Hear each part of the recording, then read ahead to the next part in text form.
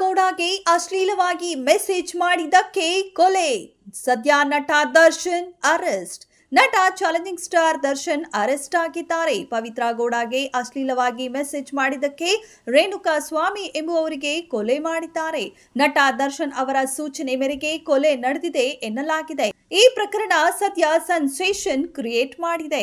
ಮೈಸೂರಿನ ಫಾರ್ಮ್ ಹೌಸ್ನಲ್ಲಿ ನಟ ದರ್ಶನ್ ಅರೆಸ್ಟ್ ಆಗಿದ್ದಾರೆ ಎಂದು ಸದ್ಯ ತಿಳಿದು ಬಂದಿದೆ. ದರ್ಶನ್ ಜೊತೆ ಪವಿತ್ರ ಗೌಡ ಆಪ್ತವಾಗಿದ್ದಾರೆ. ದರ್ಶನ್ ಜೊತೆ ಇರೋ ಫೋಟೋಗಳನ್ನ ಪವಿತ್ರ ಗೌಡ ಹಂಚಿಕೊಂಡಿದ್ರು. ಪವಿತ್ರ ಗೌಡಗೆ ಚಿತ್ರದುರ್ಗದ ರೇಣುಕಾ ಸ್ವಾಮಿ ಎಂಬುವವರು ಅಶ್ಲೀಲ ಮೆಸೇಜ್ ಮಾಡಿದ್ರು. ಕಾಮಾಕ್ಷಿ ಪಾಳ್ಯದಲ್ಲಿ ರೇಣುಕಾ ಸ್ವಾಮಿಯ ಕೊಲೆ ಆಗಿತ್ತು. ದರ್ಶನ್ ಸೂಚನೆ ಮೇಲೆ ಕೊಲೆ ಮಾಡಿದ್ದಾಗಿ 4 ಆರೋಪಿಗಳು ಬಾಯ್ಬಿಟ್ಟಿದ್ದಾರೆ. ಸದ್ಯ ಘಟನೆ ವೇಳೆ ಸ್ಥಳದಲ್ಲಿ ದರ್ಶನ್ ಕೂಡ ಇದ್ದರು ಎನ್ನಲಾಗಿದೆ. ಈ ಪ್ರಕರಣದಲ್ಲಿ ದರ್ಶನ್ ಸೇರಿ 10 ಜನರನ್ನ ಸದ್ಯ ಬಂಧಿಸಲಾಗಿದೆ. ಇದೆಷ್ಟು ಈ ಹೊತ್ತಿನ ಸುದ್ದಿ. ಮತ್ತಷ್ಟು ಸುದ್ದಿಗಳಿಗಾಗಿ ನೋಡ್ತಾ ಇರಿ ಸಿರಿ ಟಿವಿ.